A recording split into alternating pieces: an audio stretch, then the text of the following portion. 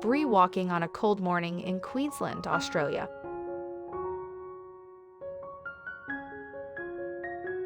Suddenly, she came across 10 abandoned kittens on the side of the road.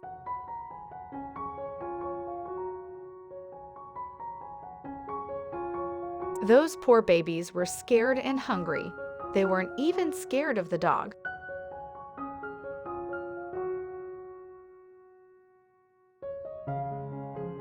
So, the woman decides, goes home and calls the rescue team.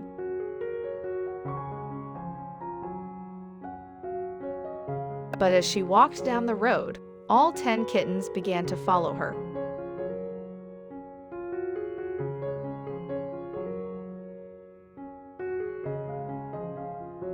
When one of the kittens fell behind, she picked it up and carried it.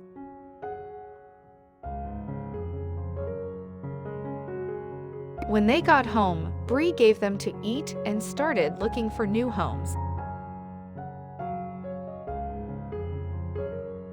For 9 kittens were found homes, and 1 kitten stayed with Bree forever.